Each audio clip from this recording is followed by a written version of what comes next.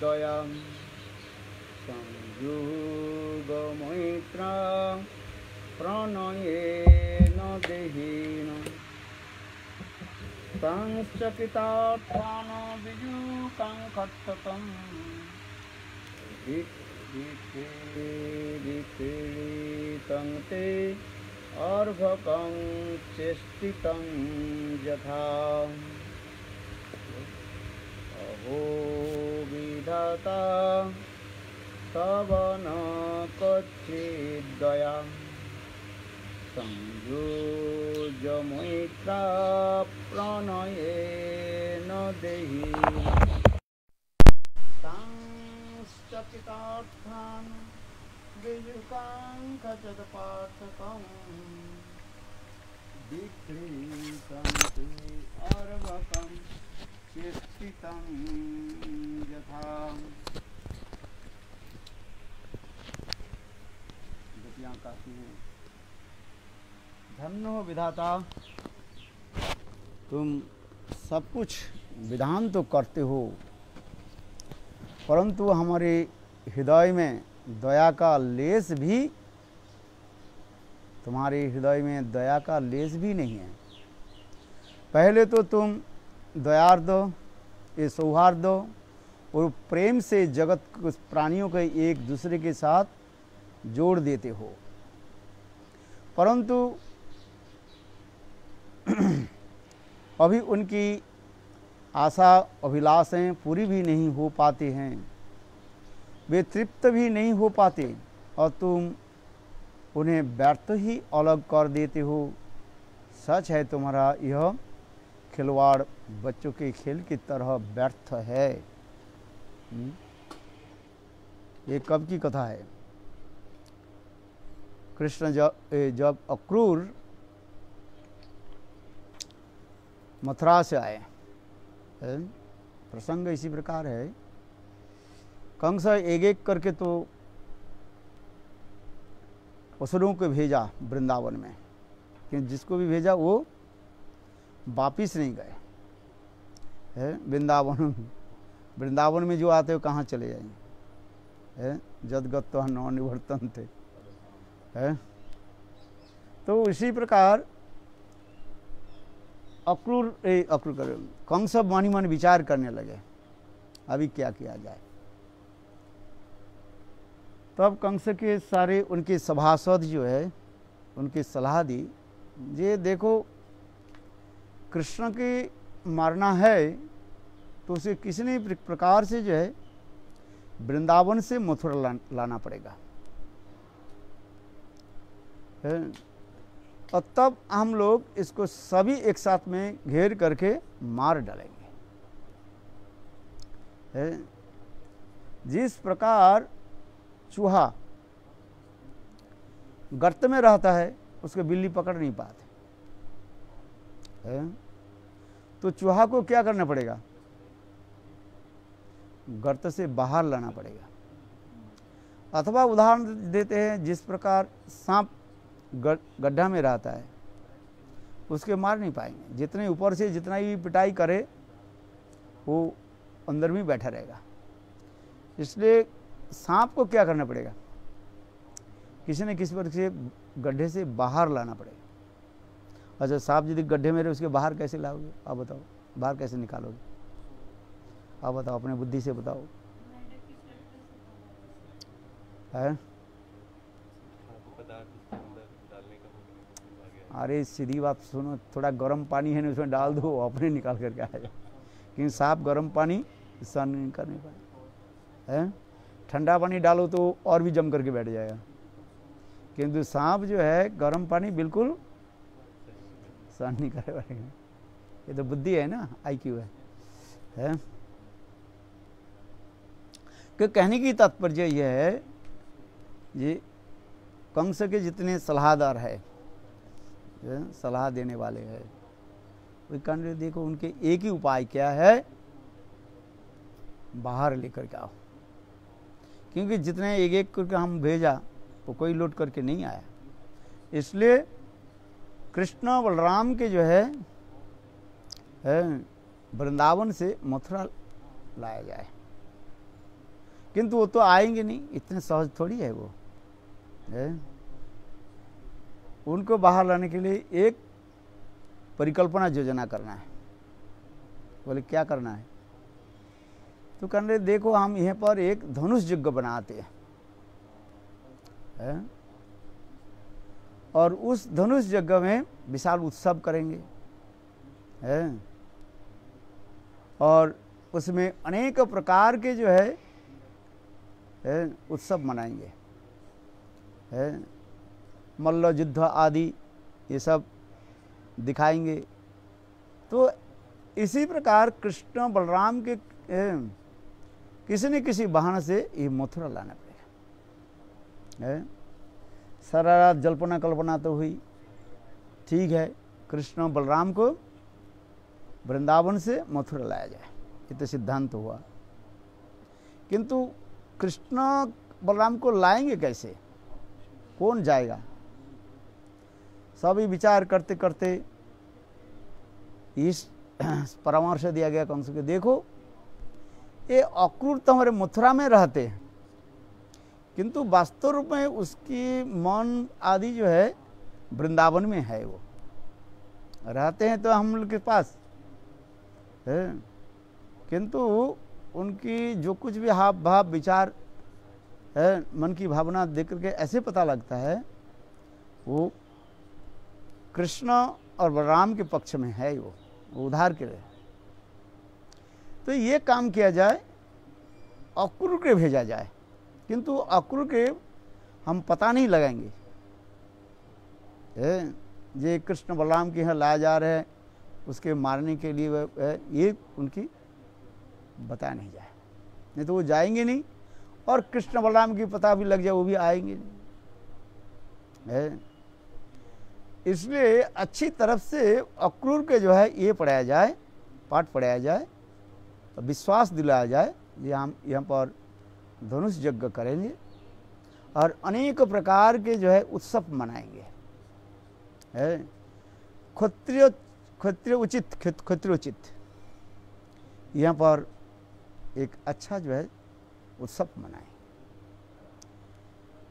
Actual Krishna Balram तो देवकी वसुदेव के पुत्र है, क्षत्रिय स्वभाव तो उसमें ही है,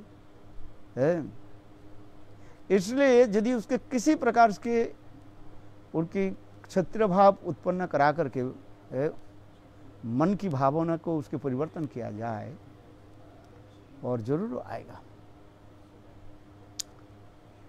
इसलिए प्रातः काल में अक्रूर के बुलाया गया और अक्रूर के बहुत सुंदर मीठी मीठी स्वर से जो है कंस के सभासद उनको बताया ये आपको ही जाना पड़ेगा, आप ही तो एकमात्र परम मित्र हो, ऐसे ऐसे आप जाओ और कृष्ण बलराम के लेकर के आओ है। यहाँ तक भी सब ब्रजवासी भी आ जाए, विशेष करके नंद महाराज और सभी लोग आ जाए है। यहाँ पर हम लोग अभिषेक भी करेंगे है, वे लोग सब दूध दही लेकर के पधारे, अच्छा ही। अक्रूर सब जानते हैं है?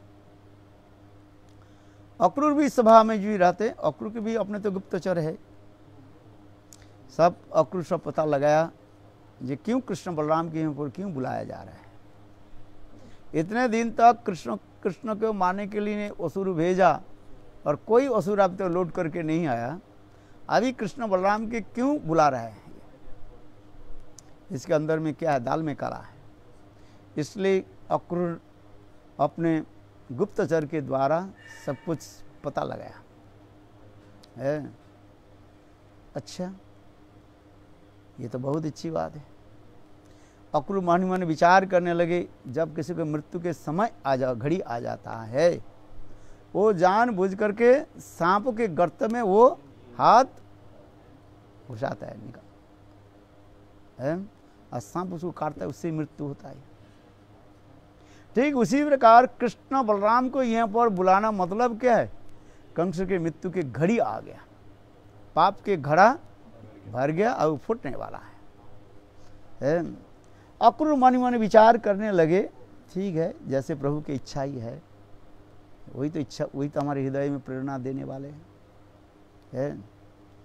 अक्रूर विचार भी करने लगे, ये मेरा भी सौभाग्य होगा, ये कृष्ण बलराम के दर्शन है, आएंगे भी परम लाभ है, मेरा भी परम लाभ क्या होगा, गोविंद के दर्शन है, जो पर ब्रह्म गोविंद उनके दर्शन है।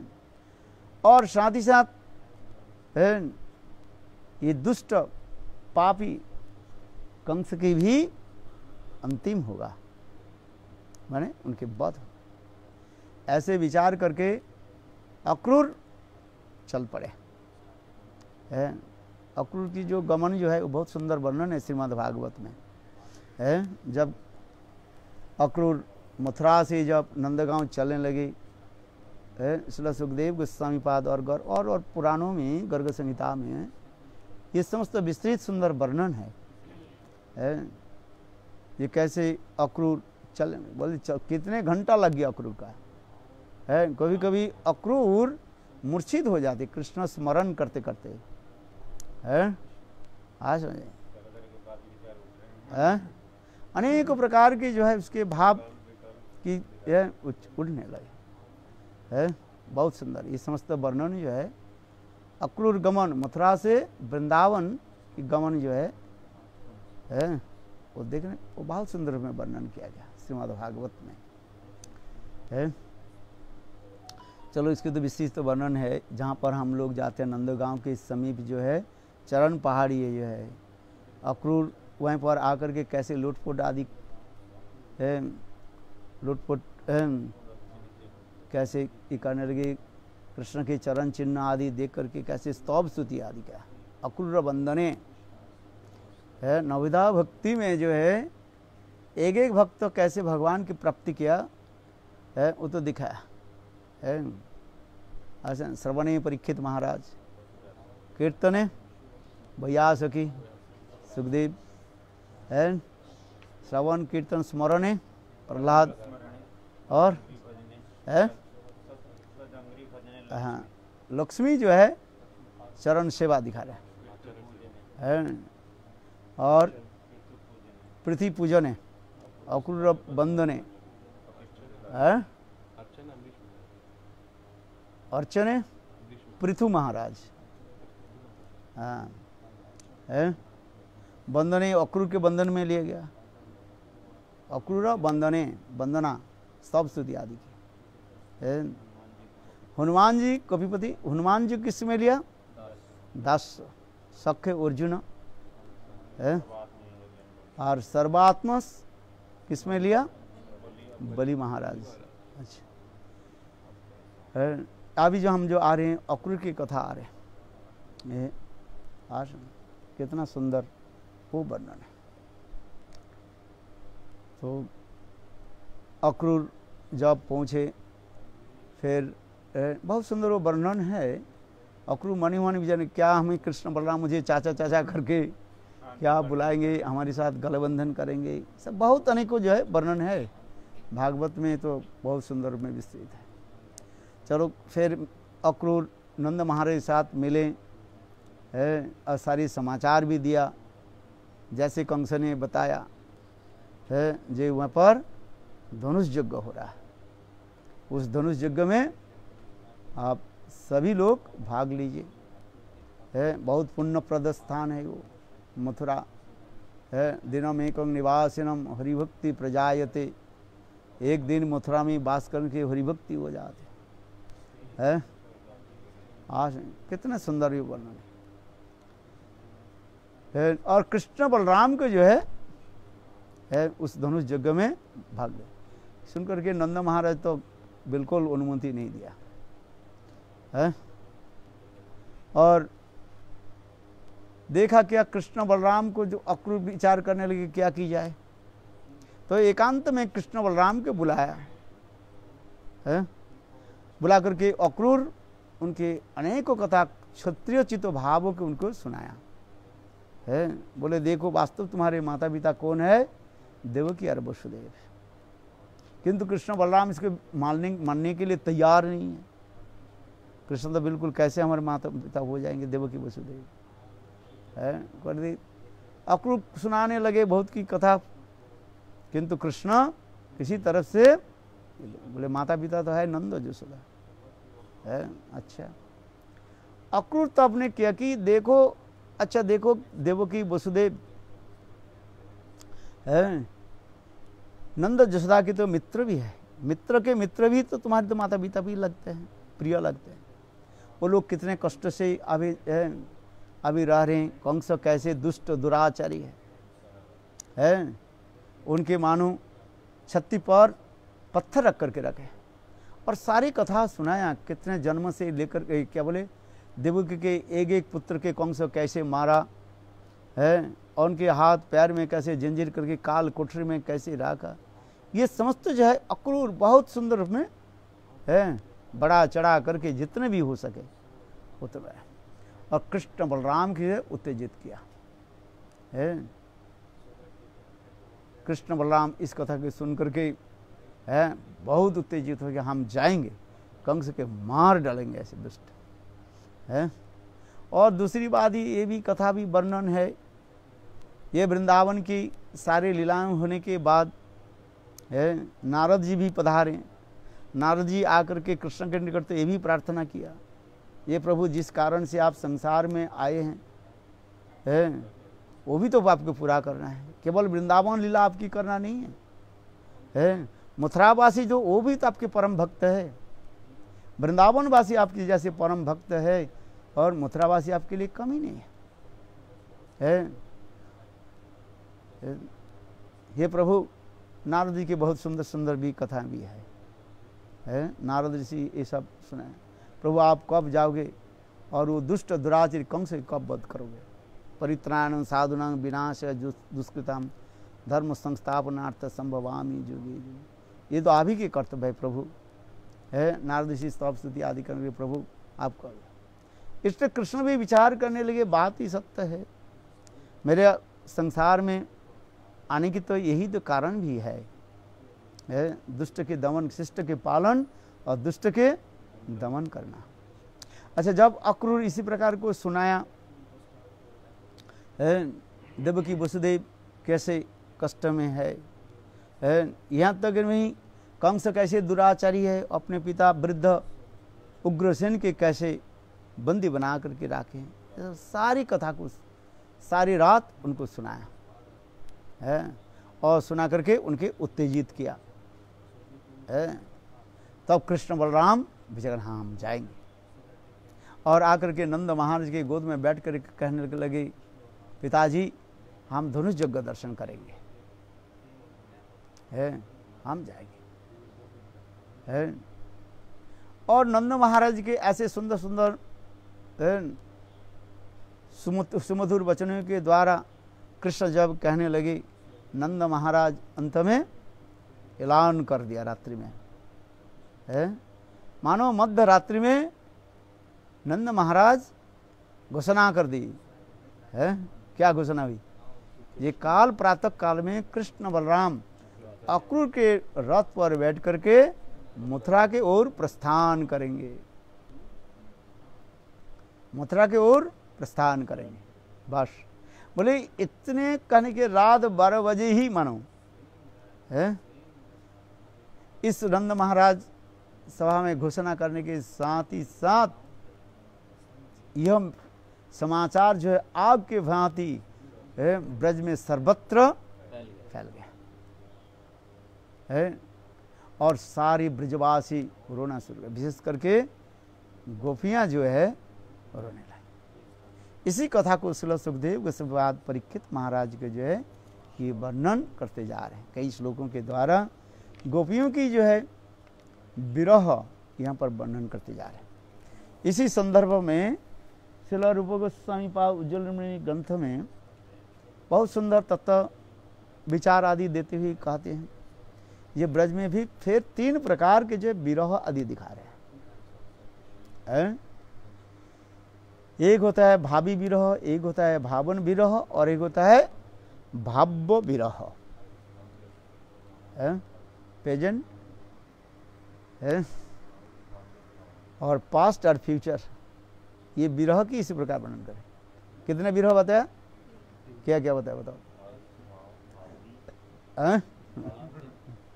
अरे भावी विरह है, फ्यूचर। अभी कृष्ण वृंदावन में है, काल जाएंगे है, किंतु अभी तो है, किंतु गोपियां सोच रही है सहन नहीं हो रहा है, कृष्ण विरह में इतने तड़पने लगी।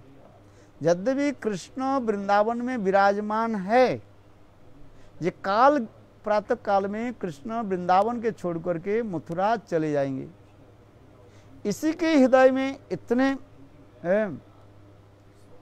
दुख होता है जिससे गोपियां रह नहीं सके है, इसी के कहा जाता है भावी विरह।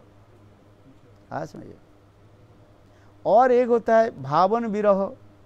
भावन विरह क्या, जब कृष्ण वृंदावन छोड़ करके मथुरा के ओर चलने लगे, प्रेजेंट कंटिन्यूअस टेंस होते जा रहे, उस समय गोपियों के जो विरह है, जो चित्रांकन किया गया, वो तो बहुत मर्मांतिक है, हार्टफेल्ट है। जो विरह जो दिखाया गया है उसे कहा जाता है भावन विरह है। और एक होता है भाव्य विरह। ये कृष्ण जब मथुरा वृंदावन से जब मथुरा चले गए और धीरे धीरे गोपियों की जो विरह कैसे होने लगे, स्मरण करके कृष्ण की अनेकों लीला आदि स्मरण करके गोपियों के हृदय में जो विरह होने लगे, उसे कहा जाता है भाव्य विरह। ये तीन प्रकार विरह के बारे में वर्णन होते जा रहे हैं। अभी जो विरह जो है इसमें कहा जाता है क्या,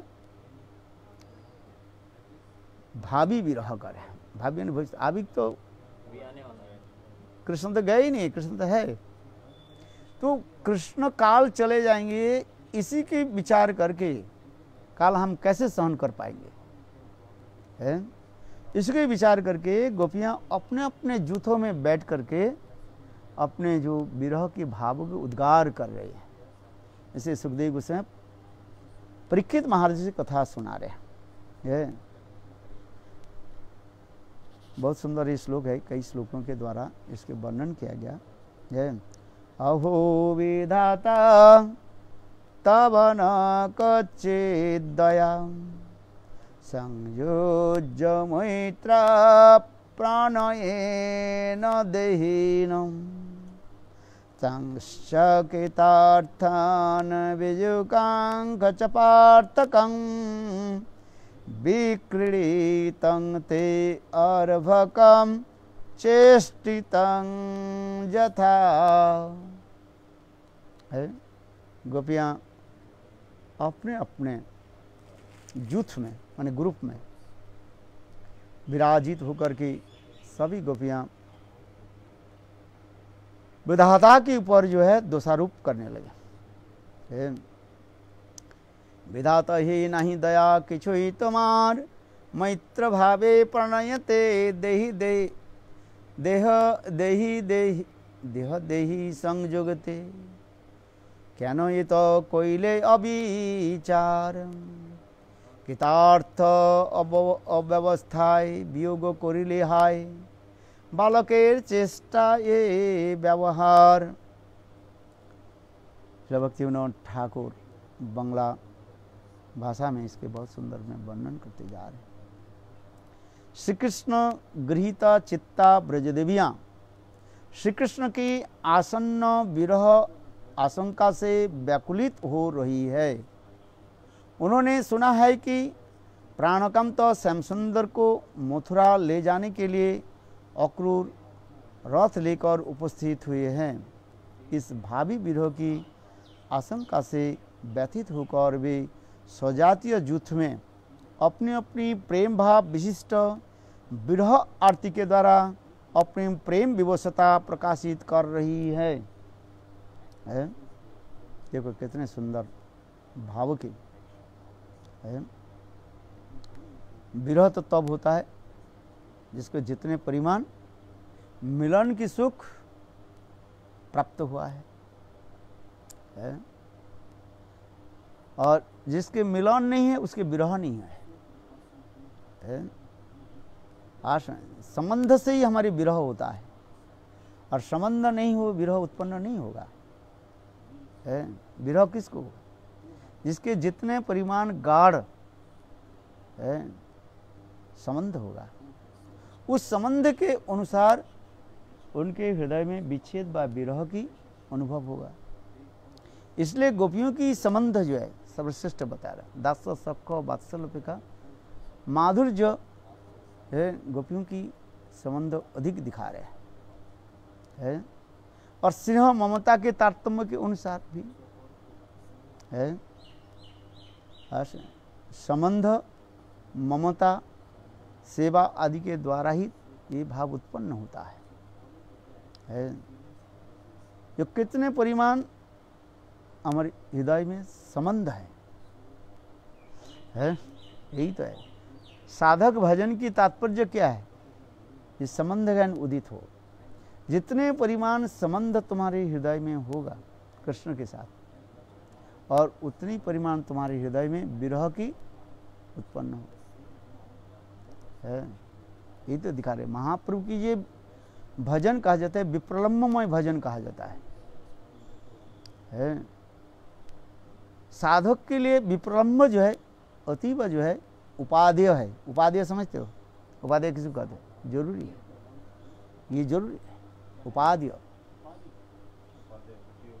उपयोगी है ना, ये है। नित्य सिद्ध आदि के तो संबंध नित्य ही है उनके साथ, है।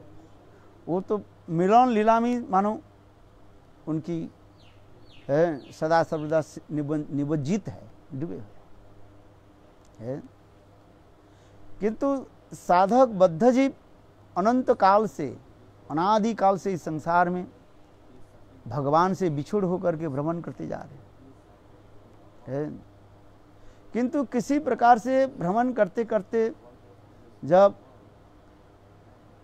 गुरु और कृष्ण के कृपा से जब संबंध ज्ञान उदित होता है, तब धीरे धीरे उनके हृदय में भगवान के प्रति विरह आरती उत्पन्न होता है। इसलिए कहते कृष्ण भूलि सही जीव अनादि बहिर्मुख अतएव माया तेरे दय संसारे दे दुख। कृष्ण की भूल जाने से, बिछोड़ हो जाने से हम इस संसार में भ्रमण करते जा रहे हैं। किंतु धीरे धीरे गुरु वैष्णव की कृपा से और उनके अपने तत्व वो अनुभव करते हैं। जब ये तत्व अनुभव होता है, क्या तत्व? जो मैं कृष्ण के दास हूं, कृष्ण के भूल करके इस संसार में हम माया के राज्य में हम भ्रमण कर रहे हैं। आशा और कैसे कहाँ समुद्र में हम चलते जा रहे हैं, माया समुद्र में है। माया भी उसी प्रकार है। जीवों की कैसे इस संसार में थोड़ी सी भोग सुख आदि देख करके फिर महासमुद्र में उसको डाल देते हैं। एक विशाल हाथी मर गए, हाथी, और उस समुद्र में वो तैरते हुए जा रहे, माने क्या बोलते हैं, तैर मरी, हाथी तो मरी, विशाल हाथी था। कुछ पक्षियां जो है, जो मांस खाने वाले पक्षी, मतलब समुद्र में बहुत जो है मांस खाने वाले पक्षियां रहती है, देखा आपने? वो समुद्र में, वो समुद्र के तट पर रहता है, सड़ा गला मछली आदि वो पकड़ता है, जैसे ईगल के भांति होता है, सफ़ेद सफ़ेद होता है। आज समझ आज ये दिखाई पड़ता है, समुद्र के तट पर जाओगे आपको देखा वो पक्षी दिखाई पड़ता रहता है। तो पक्षी देखा क्या, विशाल एक हाथी, मरा हुआ हाथी, तो वो हाथी के ऊपर बैठ गए और ठुकराने लगे, उसके मांस खाने लगे। विशाल तो हाथी है, विचार करे हाँ भगवान कैसे पूरा नाम है। भोजन के उसी प्रकार भोजन करने लगे, किंतु हाथी तो मर गया, समुद्र में तैरते हुए जा रहे हैं। और हाथी कहाँ की तरफ जा रहे हैं? वो धीरे धीरे समुद्र की बीच समुद्र भी उसके पता नहीं है। वो तो सोचते हैं बस इतना बड़ा हाथी है, हम तो कितने दिन तो मांस खाते ही रहेंगे, है। किंतु समय के एक दिन तो मांस खत्म हो जाएगा। उसे पता नहीं था वो हाथी समुद्र की जल के स्रोत से बीच समुद्र में आ गया है। 1-2 महीने में बीच समुद्र में आ गया। और इसके बाद क्या हुआ, हाथी के मांस खत्म हो गया है। अभी क्या करे है। अच्छा पक्षी अभी देखा चारी तरफ जो है जल पानी पानी है, कहां तरफ उड़ करके जाए है। उड़ करके जाए 20-25 किलोमीटर उड़ करके जाते, कोई स्थल भाग नहीं ना कुछ है। फिर उड़ करके आते हैं, फिर जाते हैं, क्या करें। और अंत में वही समुद्र इसको प्राण त्यागना पड़ता है। तो मांस खत्म तो हो गया है। हाथी के चमड़ा हड्डी जो कुछ भी था तो वो समुद्र में पानी में चला गया। तो अभी उनको क्या करें, अभी रहने का स्थान नहीं। और ना समुद्र के चारों तरफ कहाँ स्थल भाग है, कहाँ दिखाई पड़े। तो अंत में वो प्राण गवा दे, नष्ट हो। ठीक उसी प्रकार इस संसार में जीव माया के द्वारा मोहित होकर के है, और माया भी हम इस संसार में कुछ वस्तु दे देते हैं, भोग की वस्तु दे देते हैं। उसमें भोग में उन्मत्त होकर के हम है हित अहित ज्ञान हम नहीं रखते हैं, और अंत में हम प्राण के गवा देते हैं। यही तो उदाहरण दे रहे हैं।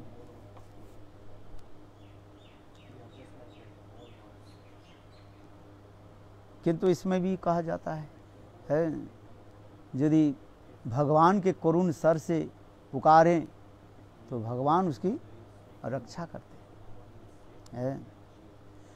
तो आइए कथा में जो हम जो कहते जा रहे हैं, ये विरह की भावना यहाँ पर दिखा रहे हैं।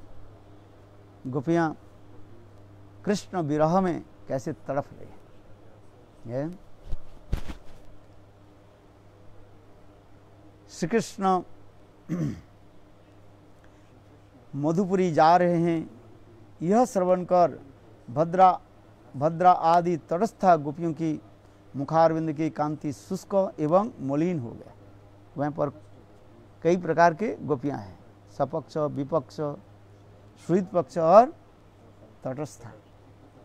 यहाँ पर पहली कर है, श्री कृष्ण मधुपुरी जा रहे हैं, यह श्रवण कर भद्रा आदि तटस्था गोपियों की मुखारविंद की कांति शुष्क एवं मलिन हो गई। श्यामला आदि श्वेत पक्ष गोपियों की बसन बलय केस आदि स्खलित होने लगे हैं। विपक्ष चंद्रावली ध्यान समाहित चित्त के द्वारा समाधि में श्री गोविंद के देखने लगे हैं। और समस्त ब्रज गोपियों की चूड़ामणि महाभगवती श्रीमती राधिका तथा अन्य सपक्ष ललिता विशाखा आदि श्री कृष्ण के प्रेयसी के हृदय में प्राण प्रियतम के विविध प्रेम विलास व्यवहार आचरण हास्य अवलोकन आदि की स्फूर्ति होने लगी। और साथ ही साथ सुगंभीर विरह वेदना से विहल होकर वे क्रंदन करने लगे। यहाँ पर 4 प्रकार के जो है गोपियों के बारे में बता रहे हैं। पहले भद्रा आदि को तटस्थ में ले गया है, उनके मुखारविंद कांति कैसे हो गया, शुष्क और मलिन हो गए है। श्यामला आदि श्वेत पक्ष कहा जाता है। श्वेत पक्ष गोपियों की क्या हुआ दशा, ना बलय आदि हाथों के जो चूड़ियाँ बलय आदि है स्खलित होने लगे, केस आदि स्खलित होने लगे हैं। और विपक्षी वाली चंद्रावली ध्यान में समाहित होने लगे, कृष्ण की चिंतन आदि करने लगे हैं। और सपक्ष वाली समस्त ब्रजगोपियों की चूड़ामणि महाभागवती श्रीमती राधिका तथा उनकी जो गण जो है ललिता विशाखा आदि उनके हृदय में कृष्ण प्रियतम के विविध प्रेम विलास आदि व्यवहार आचरण आदि स्फूर्ति होने लगे है, और साथ ही साथ सुगंभीर विरह वेदना से विहल होकर क्रंदन करने लगे। भिन्न भिन्न जूथों में गोपियां अपनी अपनी मर्म वेदना को अपने प्रेम को अनुसार व्यक्त कर रही है। एन सुगंभीर विरह वेदना से समझ स्वर से कह रही हैं कि यदि हमारे प्राण श्री कृष्ण विरह वेदना से निकल जाए तो उसका दायित्व एकमात्र विधाता पर ही होगा। इस श्लोक में सपक्ष वाली गोपियां यानी राधा जी की पक्ष गोपियों की भाव उद्गार हो रहे हैं, वर्णन होते जा रहे हैं। राधा आदि गोपियां क्या बोल रहे हैं?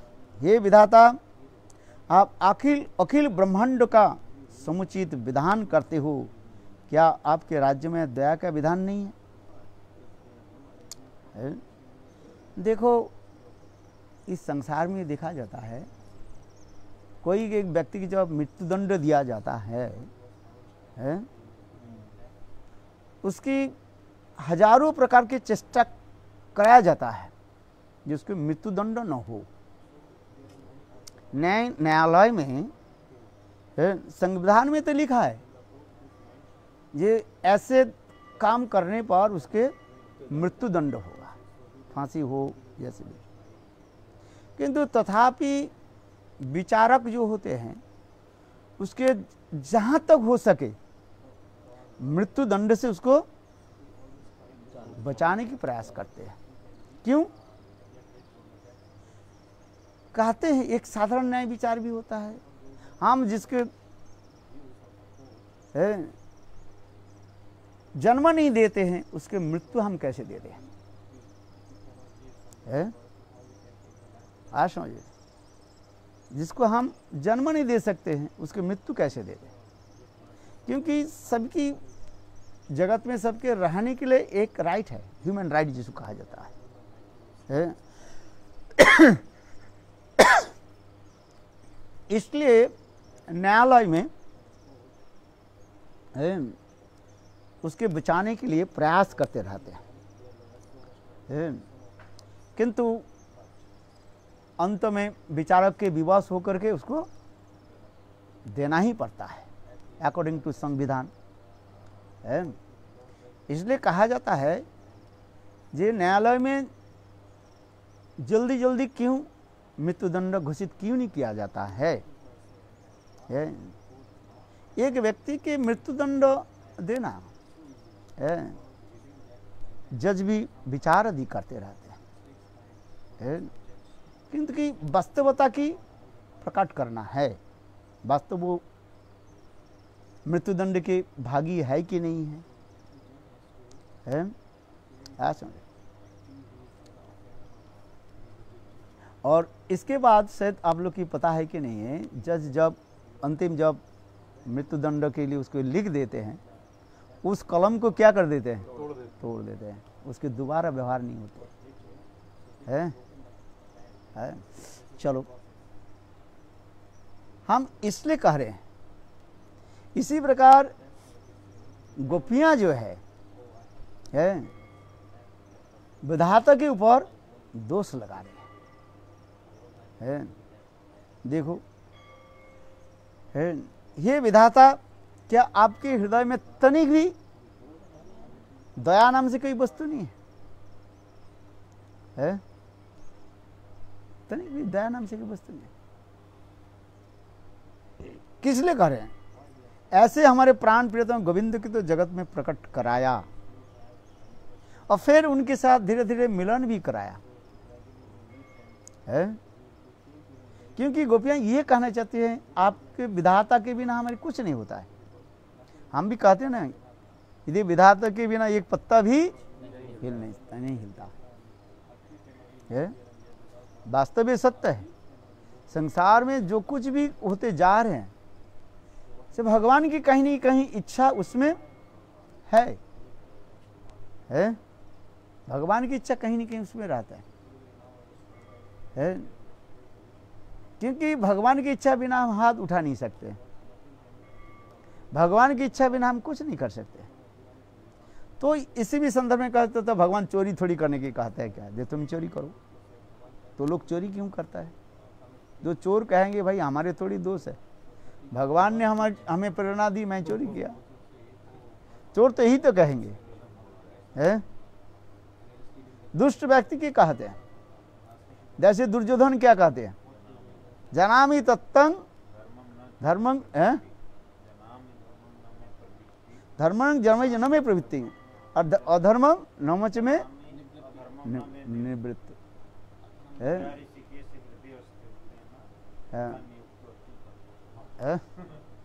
हे ऋषिकेश, आप हमारे हृदय में तो है, धर्म अधर्म के बारे में हम नहीं जानते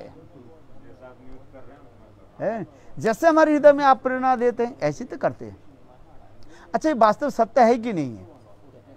यदि हम लेकर के जाए, विचार करें, कृष्ण के प्रेरणा, कृष्ण के इच्छा बिना कोई हो नहीं सकता है? वही तो कृष्ण कहते हैं, ये मैं सबके हृदय में परमात्मा के बैठा हूं, हृदय से अर्जुन तिष्ठति, मैं सबके हृदय में तो परमात्मा के बैठा हूं, है कि नहीं? वास्तव से सत्य है। कृष्ण गए कहां? हस्तिनापुर में, किसके लिए? सुलहनामा करने के लिए, युद्ध न हो। अच्छा, कृष्ण यदि चाहते हैं, क्या युद्ध होता कि नहीं होता? नहीं होता। किंतु कृष्ण इधर तक कृष्ण दिखा रहे, क्या दूत बन करके जा रहे हैं? शांति दूत। पांडवों के पक्ष होकर के जा रहे हैं कि शांति दूत बनने के लिए स्वयं कृष्ण जा रहे हैं। यदि कृष्ण चाहते युद्ध नहीं होता है। इसलिए महाभारत में इसमें बहुत सुंदर दिखाया गया, कृष्ण जब चलने लगे शांति दूत होकर के, युद्ध न हो है। आज में द्वारका में कृष्ण रहे और पांडव लोग सब रहे, उस समय की बात है। 1 साल की बात, जो कुछ समय तक जो है वहीं पर रहे पांडव लोग है। अज्ञातवास पूरा हो गया, होने के बाद जो है जब समाचार दिए यहाँ पर है, अपने अधिकार के अनुसार है, और हस्तिनापुर के जो है भाग उन्होंने ग्रहण करें, राज्य भाग ग्रहण। किंतु इस समय ये दुर्योधन आदि दुष्ट आदि, ये कर्ण, दुर्योधन और क्या नाम है, शकुनी, ये कहे नहीं, ये पूरा नहीं हुआ, उसके विवाद दिखाया गया। और इधर ये क्या बोले, धृतराष्ट्र, क्या बोले, भीष्म पितामह और द्रोणाचार्य जी के नहीं, इन लोग ये लोग पूरा कर लिया, विवाद विसंवाद करा दिया है। आज में तो धृतराष्ट्र के विचार दिया गया, बोले आपके न्याय क्या है? बोले जब विवाद चल रहे हैं, नियम ठीक माने कौन सा है नहीं है, कुछ पक्ष कह रहे हैं ये नहीं, उनके अज्ञातवास पूरा नहीं हुई है, पहचान लिए, ये सब हो गया। और ये लोग कह रहे हैं नहीं है, ये नहीं, उनके अज्ञातवास पूरा हो गया है। विराट युद्ध की पहली जो है ये इनके पूरा हो गया है। आज समझे? तो ये समझते जब कहने आदि लगे, तब विवाद विसंवाद होते जा रहे हैं। तो धृतराष्ट्र ने इधर ही कहा, देखो हम क्या करें, एक काम करें, अभी कुछ जो जहां पर है वहीं पर रहें है। और इधर दुर्योधन बार बार धृतराष्ट्र की कहने लगे, ये यहाँ पर यदि वो लोग आ जाए, पांडव लोग आ जाए, हम विष खा करके मर जाएंगे और पुत्र स्नेह में तो अंधा ही है, ये धृतराष्ट्र है। बहुत सुंदर कथा है। तो देखा तो क्या करें, तो इसलिए करने लगे, अच्छा एक काम की जाए, वो लोग जहां पर है, ये लोग जहां पर है वहीं पर रहे है। अच्छा, किंतु कब तक रहेंगे भाई है? अपने अधिकार तो लेना ही पड़ेगा है। तो इधर से भी दूध भेजा गया है, पांडवों के पक्ष से एक दूध भेजा गया है। हाँ समझे, किंतु वो मानने के लिए तैयार नहीं है। अंत में जैसे भी हो, बहुत ही समझता कथा है, महाभारत में इसे वर्णन किया। अंत में कृष्ण क्या करने लगे है, दुर्योधन तो इतना ही कहा, नहीं हम युद्ध बिना कुछ नहीं करेंगे, है आश में। किंतु तो अंत में कृष्ण भी विचार करने लगे ये हम सुलहनामा कर लेते हैं। तो कृष्ण जब चलने लगे है, तब उस समय द्रौपदी है, द्रौपदी कम नहीं है, द्रौपदी कहने लगे हे गोविंद आप जा रहे हो सुलहनामा करने के लिए, सुलहनामा हो गया तो हमारी केस के क्या होगा, हमने जो प्रतिज्ञा की है, भीम ने जो प्रतिज्ञा की, अर्जुन ने जो प्रतिज्ञा की, क्या आप भक्त की प्रतिज्ञा नहीं रखोगे? है अपने प्रतिज्ञा को छोड़ करके आप तो भक्ति की प्रतिज्ञा को रखते हो, है कि नहीं? आपका तो यही धर्म है, न में भक्त विनश्यति है। किंतु देखो कृष्ण भी कहने लगे द्रौपदी क्या तुम जानते हो यदि सुलहनामा नहीं हो इसके युद्ध की भयावह रिजल्ट क्या होगा, क्या तुम जानते हो इसके परिणाम? कितने क्षय क्षति होगा, कितने लोग विधवा हो जाएंगे, कितने सैन्य आदि मर जाएंगे, है अकाल पड़ जाएगा, हाहाकार उठेगा सब, इसकी परिणति क्या होगा? है यदि कहने कृष्ण कहने लगे द्रौपदी देखो वो लोग 5 राज्य भी 5 गांव भी दे दे, ये कम नहीं है? किंतु द्रौपदी क्या बोले? बोले नहीं है, यदि सुलहनामा हो गया तो हमारी प्रतिज्ञा भीम के प्रति अर्जुन की प्रतिज्ञा क्या हो?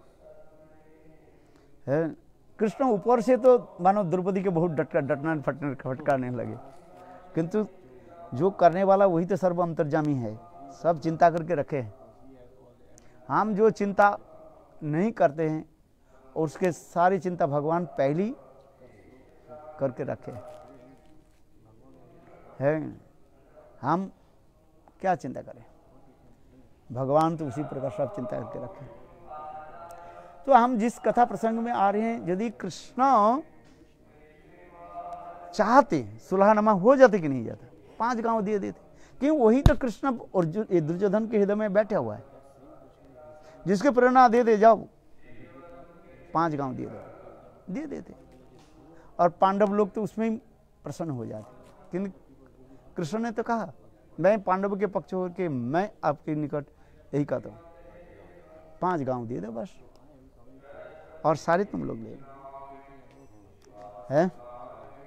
किंतु देखो हृदय में प्रेरणा देने वाले कौन है? वही है, क्योंकि भगवान जानते हैं सब कुछ, आगे हमें क्या करना है। महाभारत के जितने भी कथाएं सबसे मूल किसके ऊपर विचार रखा गया, सेंट्रलाइज किसके ऊपर रखा गया? ये गीता की संसार में प्रचार हो, है ये सेंट्रलाइज करके रखा है। यदि महाभारत के युद्ध नहीं होते, आज गीता की महात्मा जगत में प्रचार नहीं होते, न लोग कुछ जानते आत्मा के बारे में, परमात्मा के बारे में। गीता ऐसे महान ग्रंथ जो है वो जगत में प्रचार नहीं होते, इसलिए भगवान तो सब कुछ विचार करके रखे हैं। और विशेष करके दुष्ट के दमन, शिष्ट की जो पालन, ये तो उनके करना ही है। जिस कार्य से भगवान इस जगत में आते हैं, परित्राण साधुनां विनाशाय च दुष्कृतां धर्म संस्थापनार्थ संभवामि जुगे जुगे। जुग जुग में भगवान जो आते, यही तो कार्य। यदि भगवान सुलहनामा कर लेते तो ये दुष्ट के संहार नहीं होते और शिष्ट के पालन नहीं होता है। इसलिए भगवान सब कुछ जानते हैं। चलो हम जो कहते जा रहे हैं, यहाँ पर जो गोपियां तो उदाहरण दे रहे हैं, हे विधाता क्या तुम्हारे हृदय में तनिक भी क्या दुख नाम दया नाम की कोई वस्तु नहीं है? जिसे कहते हैं अहो विधाता तब न कच्चित दया है। विधात आप अखिल ब्रह्मांड का समुचित विधान करते हो, क्या आपके राज्य में दया का विधान नहीं है? जैसे मैंने पहले उदाहरण दिया है, ये जज जो होते हैं, सुप्रीम कोर्ट के जज जो होता है बात है, उनके हृदय में तो दया तो है, जानते हैं ये मृत्युदंड के अधिकारी है, किंतु तथापि उसको मृत्युदंड नहीं दे करके बचाने की प्रयास करते रहते। इसके मतलब नहीं है उसको छोड़ दिया जाए, मृत्युदंड नहीं के कारण क्या बोलते हैं वो, क्या बोले, आजीवन कारावास है, और कोई दंड दिया जाए, ये तो जज यही सोचते रहते हैं। किंतु जब आईनी श्रृंखला में जब आ जाते हैं विरोधी पक्ष और जब वकील जब प्रमाण आदि करते हैं, तब उनको अंत में क्या करना पड़ता है, देना ही पड़ता है। तो इसी प्रकार यह जो कह रहे हैं, गोपियां कह रहे हैं, क्या आपके नाम में दया करने कोई विधान नहीं है? यदि आपके न्याय अन्याय का विचार होता तो आप इस प्रकार कठोर न होते, आप केवल स्वेच्छाचारी होकर प्राणियों के मिलन विच्छेद का विधान करते हैं। आप ही जीवों की प्रणय मैत्री और स्थापित करते हैं, क्षणिक मिलन सुख का आस्वादन कराकर पुनः विरह समुद्र में निमज्जित कर देते हो। यही तो संसार की विचित्रता है। सामान्य रूप में कुछ मिलन सुख आस्वादन करा देते हैं और देख करके फिर विरह समुद्र में उसको निमज्जित कर देते हैं। गोपियां इसी प्रकार अपने भावों के व्यक्त करें, विधाता के ऊपर आरोप दोष आरोप करा रहे। तुम हृदयहीन निष्ठुर हो, इसके साक्षी हम हैं।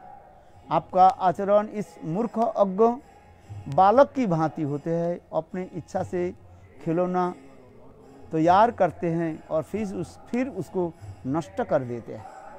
हे विधाता, आप केवल दयाहीन, विवेकहीन, विचारहीन नहीं, दुष्कारी भी हो, दुष्कृतकारी भी हो, इसी प्रकार जैसे उदाहरण दिया जाता है, छोटे छोटे यहाँ पर अर्भकम जो था,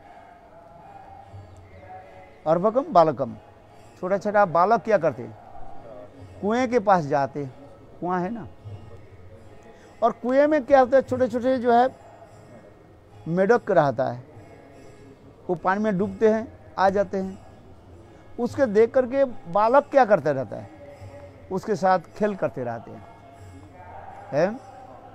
अब कंकड़ लेकर के वो छोटे छोटे मेढक के बच्चे के ऊपर आघात करते हैं और उस आघात से छोटे छोटे मेढक के बच्चा क्या करता है, छटपट फटफट करके शरीर छोड़ दे, मर देता है, और उसके देख करके बालक क्या करते रहता है, हंसता रहता है। इसलिए गोपियां उसी प्रकार उदाहरण दे रहे हैं, हे विधाता, तुम्हारी जो आचरण उसी प्रकार है। इसलिए कहते हैं अर्भकम बालकम की भांति है। इसलिए तुम्हारे हृदय में दयाहीन, विवेकहीन, विचारहीन और क्या दुष्कृति नहीं है, दुष्कृतकारी भी हो। आपका यह वर्तमान आचरण से अत्यंत निंदनीय है। पहले तो तुमने हमारे प्राणकांत मुकुंद की अखिल सौंदर्य माधुर्य लावण्य के मूर्तिमान विग्रह के रूप में रचना की। गोपियां यह कह रहे हैं, जे गोविंद के ऐसे सुंदर मूर्ति को किसने प्रकट किया, आपने ही तो प्रकट किया है। ये नरलीलावत हो रहे हैं, किंतु वास्तव में सत्य नहीं। कृष्ण के कौन प्रकट कराए? ब्रह्मा जी ने सृष्टि किया क्या? ब्रह्मा सृष्टि किया कृष्ण की है? ब्रह्मा सृष्टि करता नहीं है। किंतु गोपियां नरलीलावत होने के नाते कहते हैं यार ऐसे हमारे गोविंद के तुमने प्रकट कराया, सृष्टि कराया है, और वो भुवन मनोहर रूप का हमें दर्शन भी कराया है। इस दर्शन से हमारे हृदय में असीम प्रीति रस की अनुभूति हुई है और उस अपूर्व रूप को हमारे नयन में स्थापित कर पुनः छीनकर हमारे प्राणगंत के दूर लेकर के जा रहे हो है। इस प्रकार की वंचना करना उचित नहीं है। केवल दुरात्मा ही इस प्रकार का कार्य करते हैं। गोपियां ब्रह्मा जी के ऊपर इस प्रकार भत्सना वाक्य आदि के द्वारा आरोप लगा रहे हैं। आप महाविज्ञ होकर भी ऐसे आचरण क्यों कर रहे हो? क्या आपके दत्तापहारी पाप दोष नहीं लगेगा? दत्तापहारी किसको कहा जाता है?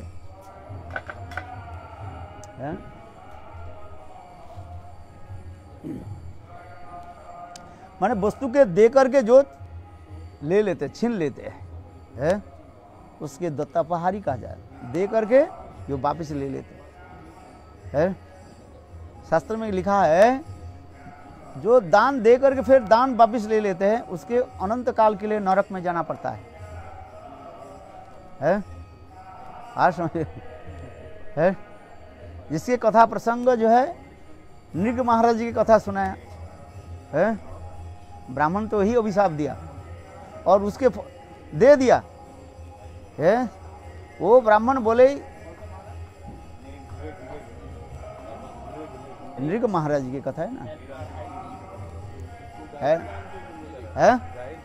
गाय दान किया था, किंतु वो जो दान जो दिया था वो अनजान में हो गया है, अज्ञात में हो गया।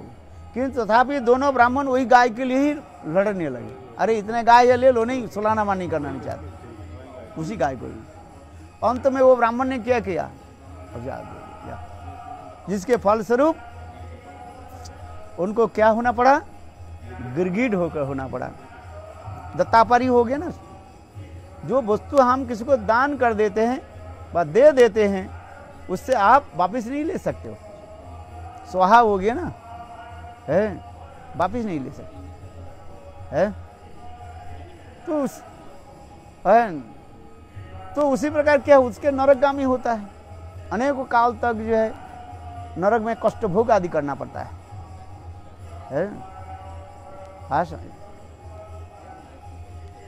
तो इसी प्रकार गोपियां भी उसी प्रकार उलाहना दे रहे हैं, दोषारोप लग रहे हैं ब्रह्मा है, हे विधाता है, तुम ऐसे हमारे गोविंद की सुंदर मुखराबिंद के दर्शन कराया, उनके साथ प्रेम प्रीति भी कराया, आज क्या कर रहे हो, उनसे हमसे दूर लेकर के जा रहे हैं। इसलिए आप गोपियां कह रही हैं, आप हमें कुछ सांत्वना दो, हमारे चित्त उद्भ्रांत हो रहा है। आपके मुख चंद्रमा दर्शन करने के लिए हमारा हृदय व्याकुलित हो रहा है। श्रील भक्ति विनोद ठाकुर लिखते हैं कि श्री कृष्ण विरोहिणी ब्रजदेवियों की भाव के अनुगत होकर भजन करना ही सर्वोत्तम भजन है। भजन की सर्वोत्तम भजन किसे है? ये विरह में भजन करना साधक के लिए अति उत्तम बताया गया। गौर प्रेमानंद। फिर आगे जाके मेरे के 3 और कितने श्लोक है उसमें? 4 श्लोक होगा शायद है। गौर प्रेमानंदे।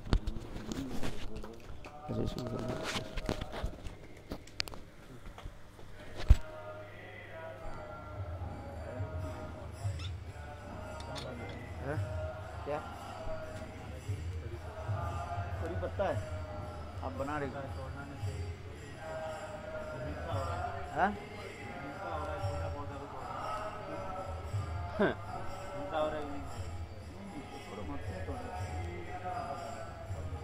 और जो लगा है उसको तो बड़ा होने में बहुत समय लगेगा, ये तो ढक गया ना। इसको कड़ी पत्ता के जो अलग करके लगाओ ना। है क्या?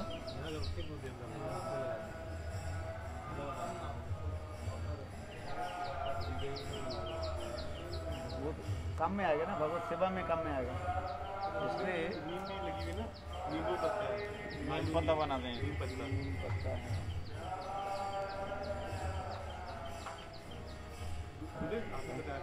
विपक्षा सुपक्षा भद्रा श्यामला। हाँ विपक्षा सुपक्षा भद्रा श्यामला। सुभद्रा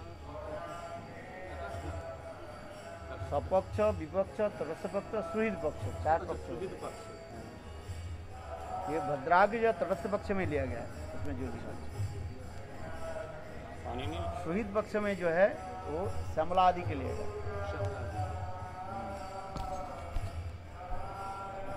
और विपक्ष में चंद्रावली के लिए गया और सपक्ष जो है राधा आदि विशाखा आदि के लिए।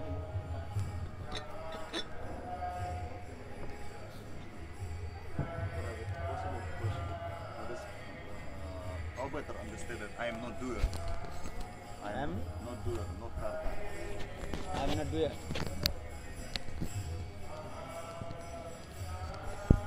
You are not doer. He is not karta. But for example, I do translation. I wanted this translation would be nice, and so it means I am making effort, and I care about the result. From Maya.